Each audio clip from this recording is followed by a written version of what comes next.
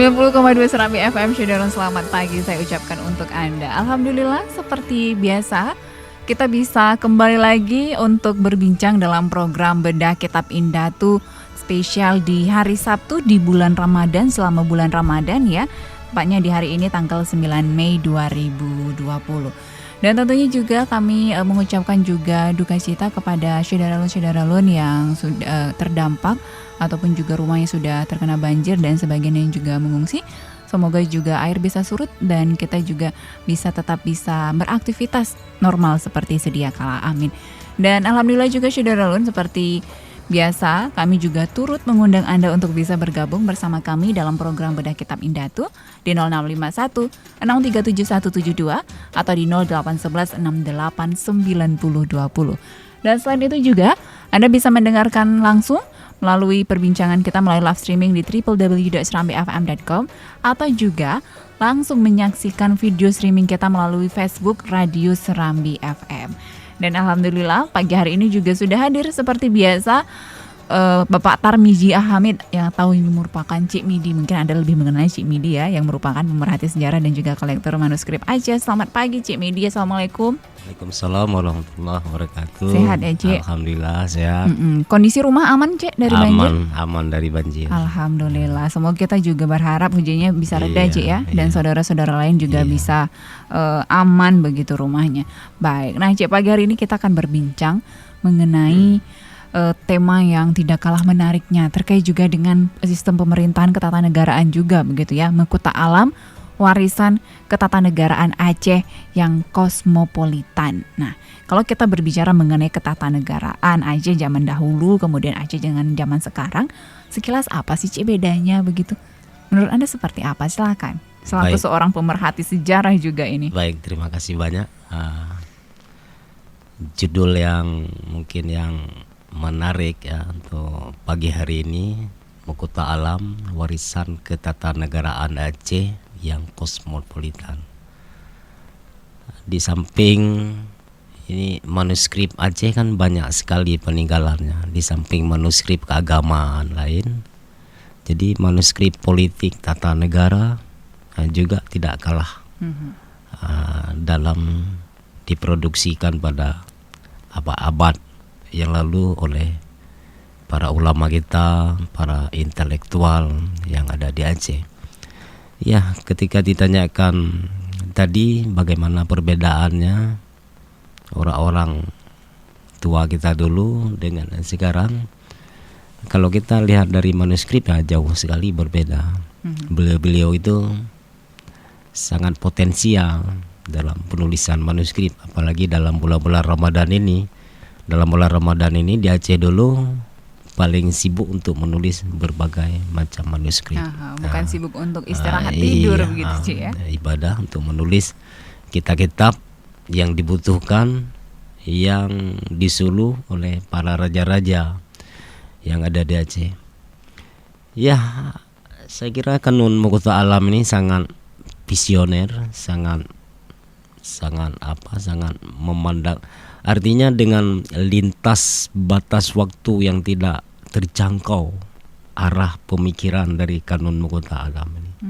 Sudah sangat luar biasa ya orang-orang dulu dalam menyusun suatu kitab perundang-undangan untuk negerinya, begitu lengkap ya, begitu mengarah ke semua aspek kehidupan masyarakat Aceh pada tempo dulu. Ya, ingatan sejarah Aceh ya pada abad-abad ke-17 itu merupakan puncak dari gilang gemilang kerajaan Aceh Darussalam, tepatnya masa Sultan Iskandar Muda. Masa Sultan Iskandar Muda Mahkota Alam. Maka dinamanya kanun ini adalah kanun Mahkota Alam. Sebelumnya juga sudah punya kanun ini. Jadi kanun Tazkirah Tabakat, nama kanun yang pertama. Kemudian kanun Mahkota Alam juga, kanun Mahkota Alam ini juga sering disebutkan oleh orang Arab, orang-orang dari luar daripada Aceh sebagai kanun Al-Aisi, kanun Aceh, kanun Aceh. kanun ASI. Jadi kanun-kanun ini sudah beberapa kali ditulis ulang, jadi dirubah-rubah, punya perubahan, dikaji ulang kembali, kemudian yang perlu ditambah untuk sesuai dengan kebutuhan zamannya dan sesuai dengan kebutuhan pemimpinnya, rajanya. Misalnya sebagai ratu di Aceh, ada 4 ratu yang memimpin Aceh. Mungkin ini ada amodemen tersendiri, ada perubahan-perubahan dalam kanun ini. Ya, dalam memori masyarakat Aceh, Sultan Agung inilah, Sultan Iskandar Muda, yang berjasa membawa kerajaan Islam ke puncak kejayaan di semua lini aspek kehidupan masyarakat Aceh pada era tersebut. Jadi sebuah kerajaan Islam yang berciri khas keacehan, ciri khas keacehan yang dicapai oleh Aceh pada saat itu meliputi dimensi termasuk politik, ekonomi, agama, dan tata negara telah mampu yang signifikan muncul sebagai kekuatan baru dalam kemajuan yang sangat teruji. Aceh telah mampu melakukan kontrol politik. Jadi seperti yang saya katakan tadi, bukan aktif bidang agama aja. Jadi tapi semua lini tata negara dan politik yang memang yang sangat signifikan di sini adalah politik, diplomasi politiknya masa Sultan Iskandar Muda. Jadi kontrol politik baik Nusantara maupun di luar Nusantara maupun Asia Tenggara. Contohnya, kontrol politik contohnya, Aceh bisa berhubungan dengan Turki begitu dekat, begitu akrab, seperti anak dari Turki sendiri. Berarti seperti anak dan orang tua, seperti adik dengan abangnya. Bagaimana diplomasi yang sangat handal, tidak begitu serta-merta sebuah negara memberikan marwahnya kepada Aceh. Mana marwahnya? Bendera dikasih kepada Aceh. Bendera Turki dikasih ke Aceh. Apabila ada sesuatu hal di laut, ya, ini bendera Turki dinaikkan. Artinya Turki segala-galanya untuk Aceh, memberikan perlindungan dan kekuatan, kemajuan senjata pada saat itu adalah Turki. Jadi memberi dukungan, perlengkapan persenjataan untuk militer Aceh memang sepenuhnya dari Turki. Aceh sendiri memberi kepada Turki adalah berupa pertukaran ulama, ya, pertukaran intelektual, dan memberi hasil daripada rempah-rempah yang dihasilkan dari Aceh. Ya, karena kita tahu Aceh sangat terkenal, sangat terkenal dengan lada dulu. Maka di Turki dikenal dengan ada meriam lada si Cupa. Jadi lada yang paling diharapkan dari Turki untuk Aceh.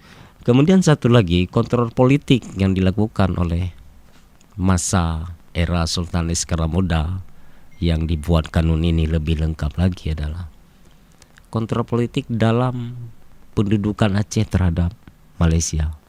Ini luar biasa. Ke Malaka beberapa kali kedudukan adalah dengan utamanya adalah mengusir Portugis di Malaka.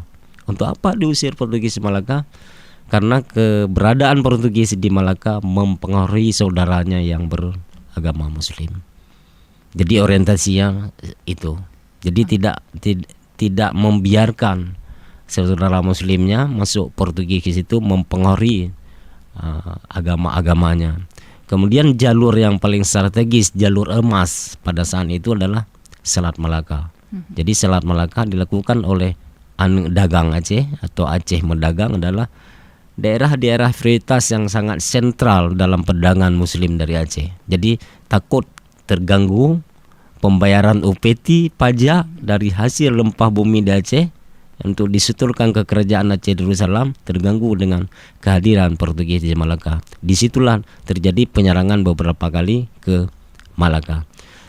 Kemudian ekspansi militernya di Malaka itu adalah yang hebat sekali, yang diakui oleh negara-negara luar pada waktu itu.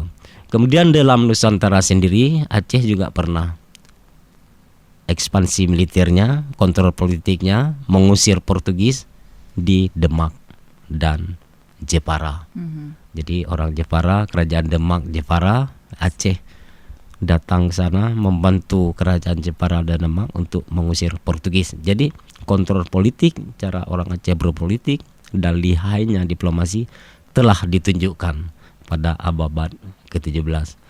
Nah, Mukuta Alam inilah yang dikatakan dengan kanun perundang-undangan kerajaan Aceh Darussalam pada masa Sultan Iskandar Muda sampai Sultan Muhammad Daud Shah sebagai Sultan Aceh terakhir. Yang ke-34 gitu, Cik. Iya. Sebuah kanun Aceh Darussalam atau Sultan sering menyebut dengan kanun Al-Aisi. Di luar negeri memang populer dengan kanun Al-Aisi, tapi isinya juga sama seperti yang saya katakan tadi. Baik, nah Cik, ini kalau tadi dari seperti penjelasan Anda bahwa mesranya hubungan antara Aceh dengan Turki, Aceh dengan Malaka, bahkan Aceh juga dengan kerajaan Jepara dan Demak begitu pada saat itu. Apa sih menurut Anda yang melatar belakanginya begitu sehingga mungkin sekarang juga bisa kita contoh, kita implementasikan ke ketatanegaraan kita yang saat ini begitu, Cik. Menurut Anda apa sih poinnya yang dimiliki Aceh pada saat itu sehingga ya sangat mesra sekali diterima oleh negara-negara yang lain begitu? Ini seperti apa? Baik. Aceh pada prinsipnya dia sangat terbuka dan bersahabat, dan Aceh punya karakter itu suka membantu, sering bergotong royong, rabati ratahayu, saling membantu kepada saudaranya. Aceh sangat karena Turki sendiri adalah pada waktu itu adalah kerajaan Utsmani, memang kerajaan Islam. Jadi sangat karena dia kekuatannya mampu, negaranya mampu, dipisahnya mampu, dan hasil limpah, hasil alam yang sangat berlimpah itu yang memang punya kemampuan yang tinggi untuk membantu negara-negara lain.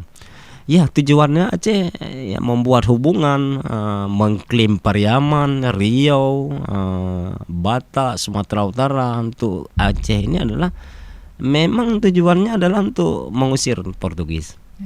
Mengusir Portugis, mengusir para penjajah, dengan tujuan utama Sultan Iskandar Muda adalah untuk memperluas wilayah kekuasaan. Nah, untuk memperluas wilayah kekuasaan, kira-kira mana saja yang menyangkut wilayah kekuasaan? Tahan dulu, Cik, kita nanti akan bahas di segmen selanjutnya.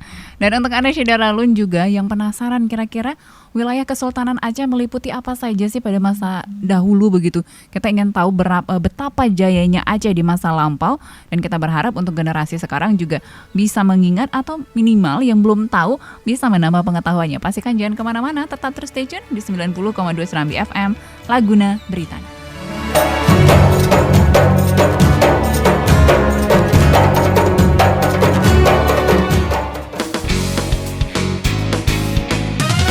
Serambi FM.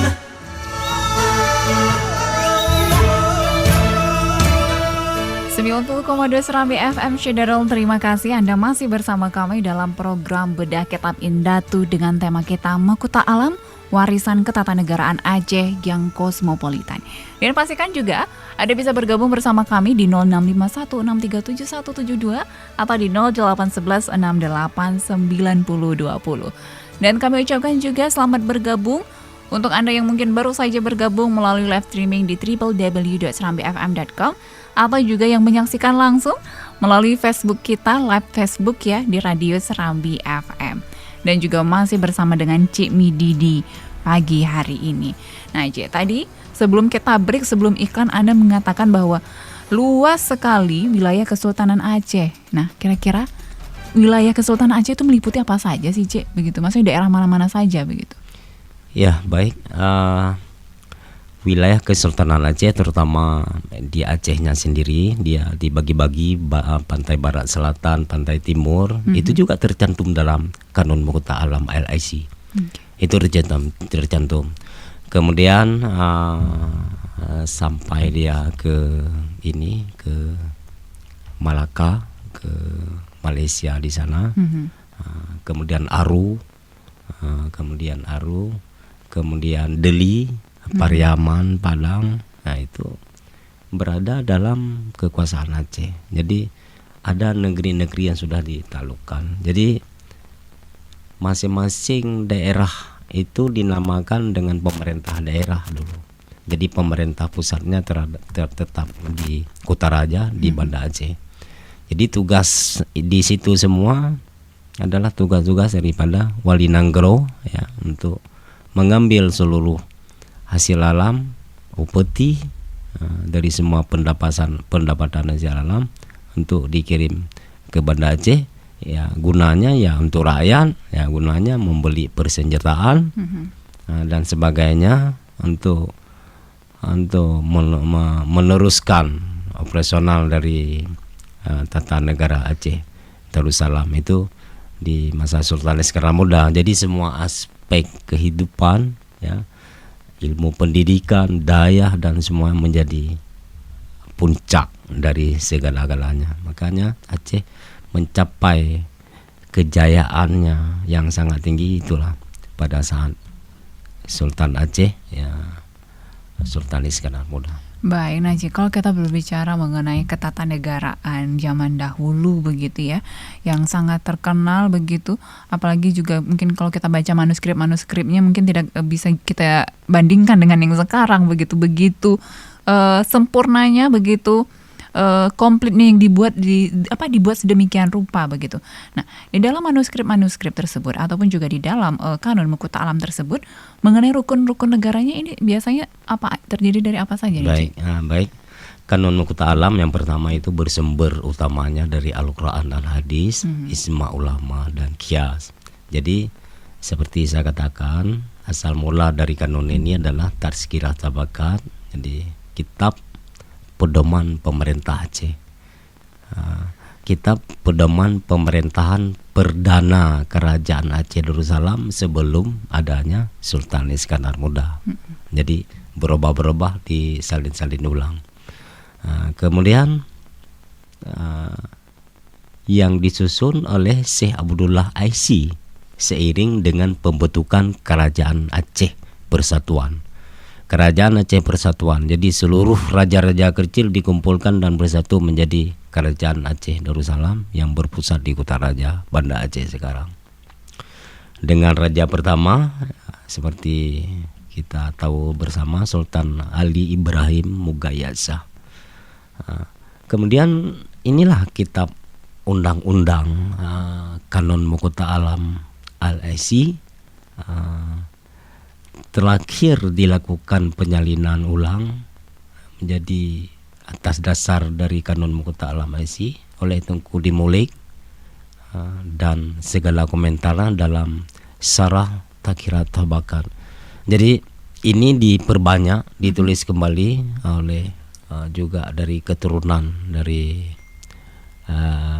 raja dari Arab yang pernah menjadi sultan di Aceh, yaitu Tengku Dimulik tadi. Jadi beliau menulis kembali komentar yang sekarang inilah Kanun Mukhta Alam sudah bisa dicetak. Jadi walaupun tidak lengkap, jadi sudah bisa dilihat-lihat bagaimana perbandingan, bagaimana kita bisa katakan visioner yang sangat lintas batas, bagaimana bisa kita katakan sangat kosmopolitan dari susunan politik tata negara tersebut. Nah, ini yang Kanun Mukhta Alam LIC ini yang kita kenal sekarang itu adalah mempunyai 16 bab dan 120 pasal. Dalam deskripsi itu yang ditanyakan tadi adalah mengenai kanun ini adalah mengenai rukun-rukun negeri Aceh yang tercantum dalam Kanun Mukhta Alam ini. Jadi akar dari kanun ini adalah syariat Islam yang seperti saya katakan tadi, yang bernafaskan Al-Quran. Nah, selanjutnya mengenai misalnya sepenggal banyak bab, tadi saya katakan 16 bab, 120 pasal. Sepenggal dari bab-bab tersebut misalnya menetapkan ada 4 hukum bagi kerajaan Aceh Darussalam. Apa saja itu, Cik? Hukum yudikatif dipegang oleh Qadi Malikul Adil. Kekuasaan adat atau eksekutif dipegang oleh Sultan. Kekuasaan kanun legislatif dipegang oleh Majelis Mahkamah Rakyat atau yang sekarang dinamakan Dewan Perwakilan Rakyat, DPR. Jadi dan kekuasaan resam dipegang oleh penguasa tunggal, penguasa langsung, Sultan sendiri. Itu ada masanya yang dipegang oleh Sultan, misalnya sebagai resam itu menjalankan itu dalam seperti negara dalam keadaan darurat. Itu diambil langsung. Kemudian dalam menjalankan 4 jenis hukum ini, kanun ini menetapkan di mana raja dan ulama menjadi diwi. Jadi diwi tunggal, ya, tidak boleh bercerai karena dalam kanun ini tertera sendiri ulama dengan raja atau rais tidak boleh jauh dan bercerai.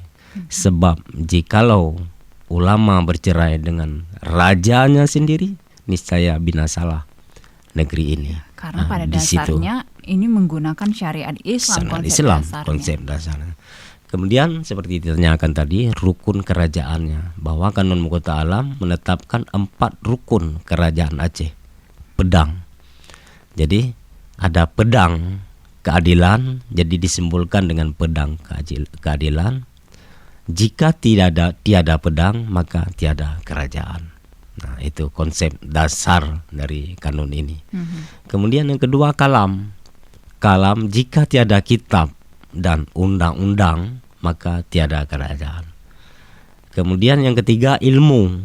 Jika tidak mengetahui ilmu dunia dan akhirat, tidak bisa mengatur kerajaan atau mustahil.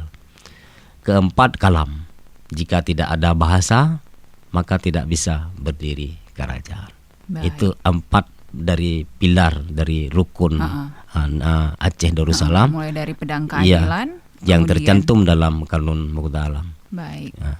Kemudian dari 4 rukun kerajaan Aceh tadi, ya, mengharuskan di kanun itu ditegaskan, diharuskan keempat disiplin ilmu ini harus dipegang oleh Sultan.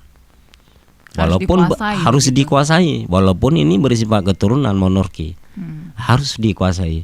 Kalau tidak bisa, harus digantikan kepada keturunan yang lain. Misalnya tadi pedang, harus ada ilmu yang bisa memegang pedang. Tidak boleh sembarangan. Tidak bisa sembarangan.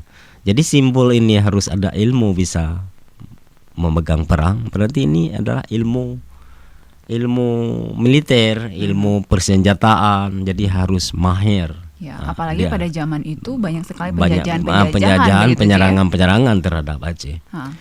Kemudian yang kedua, yang tadi ada kalam kitab, harus ada ilmu untuk bisa menulis itu. Jadi setelah dikasih rukun 4 itu, siapa yang akan duduk di situ harus menguasai keempat-empatnya itu. Harus bisa ilmu untuk bisa menulis. Kemudian ilmu bisa menyusun dan mengatur negeri. Yang keempat, ilmu bahasa. Dia harus mempunyai ahli bahasa. Dia pandai berbahasa Arab, pandai berbahasa misalnya bangsa apa saja yang ada di Aceh, dia harus pandai menguasai. Berarti ada 4 begitu, Ci, mulai dari segi militernya mungkin untuk mengatur taktik mengusir para penjajahan, kemudian juga bagaimana cara legal draftingnya, mungkin kalau sekarang kita menyebut menulis undang-undang begitu, Ci, ya. Kemudian juga belum lagi ilmu dunia yang akhirat, tentunya juga di akhiratnya juga memang harus berdasarkan syariat Islam, kemudian juga ada kalam bahasanya. Nah, kalau kita berbicara juga mengenai bahasa, ini kan sangat menarik, J. Apalagi tadi Anda menyatakan bahwa kerajaan Aceh itu kan wilayah kesultanan itu sangat luas, meliputi Padang Pariaman tadi juga, bahkan ada yang di Malaka.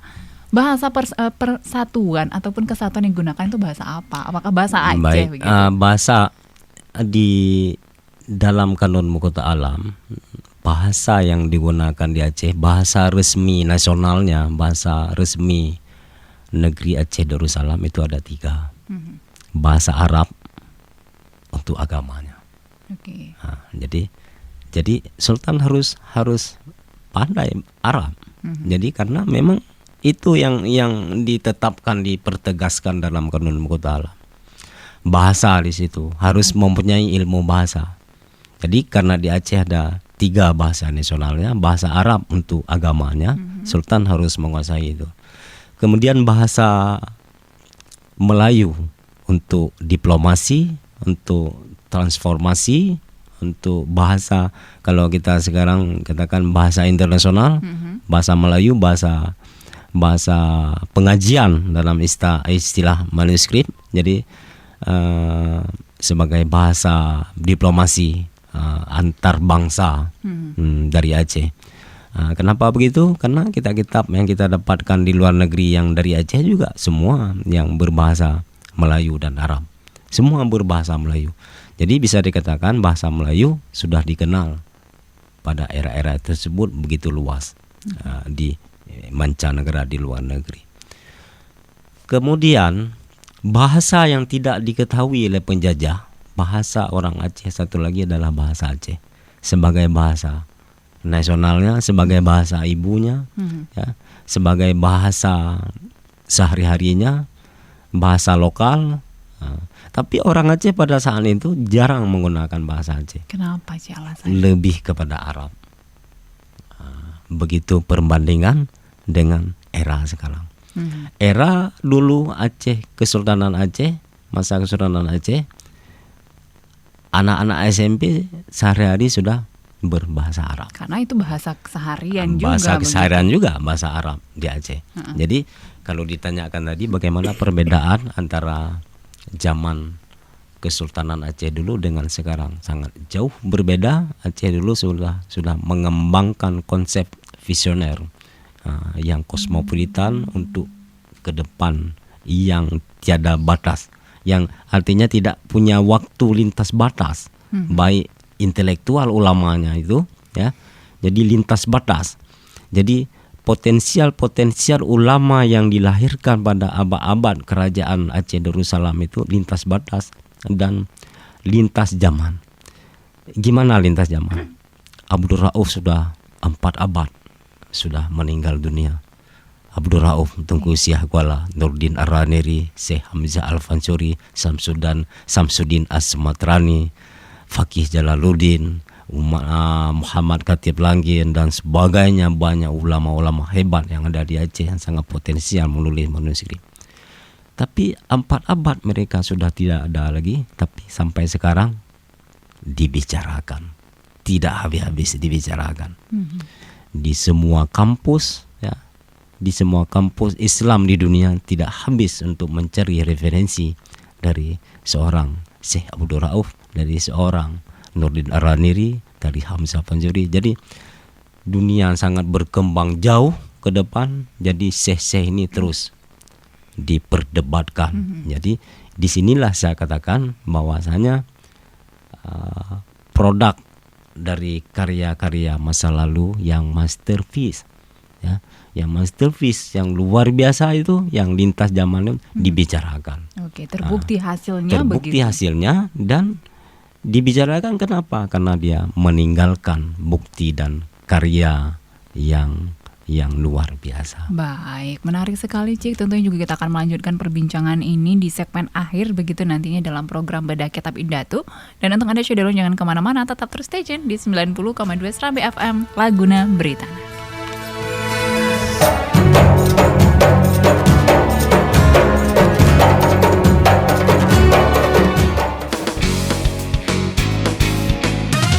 Serambi FM.